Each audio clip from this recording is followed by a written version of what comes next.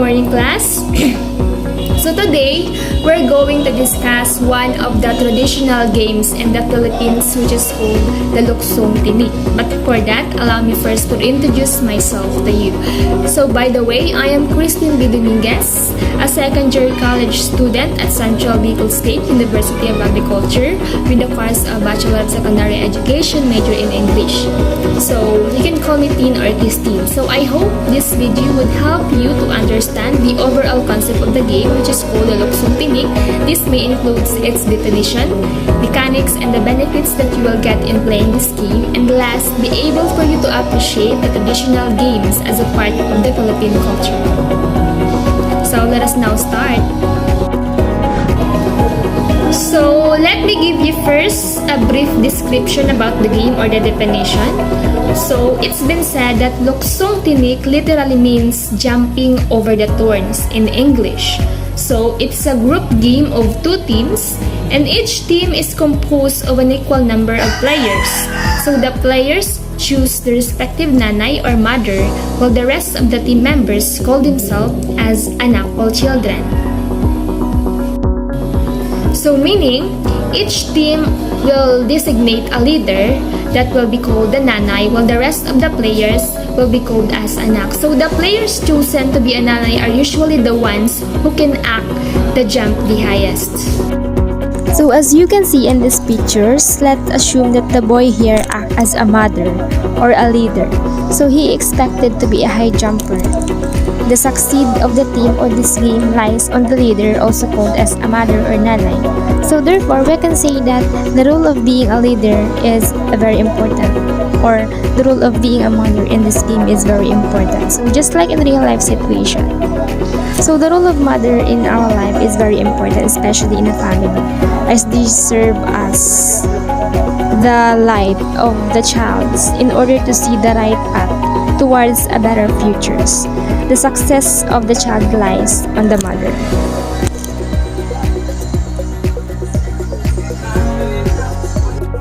So the Luksong Tinik is considered as one of the most popular Filipino game during 80s to early 20s. So it's been said that this game was originated in Cabanatuan, Nueva Ecija, played by two teams with equal numbers of players. So let's now proceed to the mechanics of the game. So the objective of the game is for all the players in a team to jump over the height of the piled hands of the opposing team. So in other words, the purpose of Luksong Tinik is to challenge every player to jump over the piled hands at the highest level. So whoever team or whoever player can able to jump the obstacles of a piled hands, which serve as a thorn, will be the winners. And of course, another purpose of this game is to have fun while playing it. So let me compare this definition in our life. So just like in our life, so before we able to attain our goal in life, there's a lot of obstacles that we need to overcome no matter how hard it is. So the more important is you are not giving up because you are focusing to the goals that we need to attain, and we should not forget to enjoy the life we have despite those obstacles. So in other words, even though we're surrounded by many problems, we still need to enjoy our life. Another thing that the player must remember in playing this game is to avoid hitting the piled hands with any part of his body or clothing. So the two mothers are expected to be high jumpers.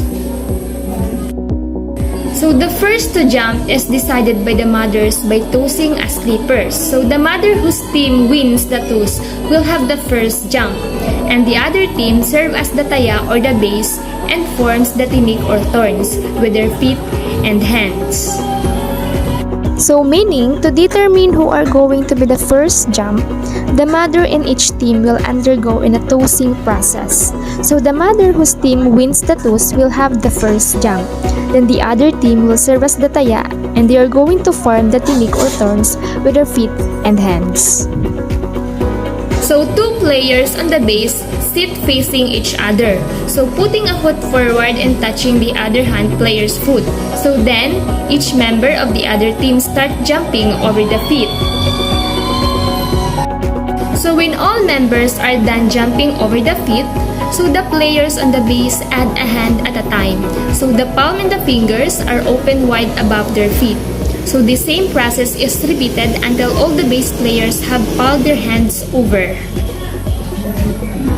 So when all the jumpers have successfully jumped over without hitting the hands of the base players, so the game is repeated with the jumpers leaping over again. So if the mothers fails in making a successful jump, it is the time for the base players to take the jump. So let's now proceed to the benefits that you will get once you involve in playing this game. So as we all know, playing this childhood game has a lot of good benefits, such as you can burn some calories to become healthy, practice your strategy and team play in order to win the game, earn and win new or lifetime friends, and the most important is you will surely enjoy the game. So this time, let me give you an additional information about the game. So apparently, one of our neighbors in Southeast Asia has its own version of Luksong Tinik. So they can call it Pangkhon in Myanmar. So the game is played mostly by the girls, though young boys will sometimes join it. So Pangkhon requires two teams comprising 4 to 5 players. So for additional information, Luksong Tinik and other traditional games from the Philippines were honored in the special stamp released by the Philippine Postal Corporation or PhilPost. With the school classes suspended due to the COVID-19 threat, the PhilPost launched the Larong Atin Traditional Games special stamp to promote the Philippine heritage and culture and encourage physical well-being amid the ongoing coronavirus pandemic. So the Philippine traditional games can be considered living intangible heritage. So meaning the traditional games that we have is considered as a part of our cultural heritage. It is already a part of our culture and tradition. So the preservation of which is supported by the 1987 Philippine Constitution, also called Laro ng Lahi. These games are recreational activities that introduce children to Filipino values such as pakikipagtulungan or helpfulness, pakikiisa or cooperation, pakikisama or getting along well with others, among others. That's all for today. So I hope you learn something about the lesson that we've discussed today, and I hope the learnings that you'd gain in this discussion would help you to better understand the importance of the traditional game that we have. So that's all. Thank you for listening. God bless.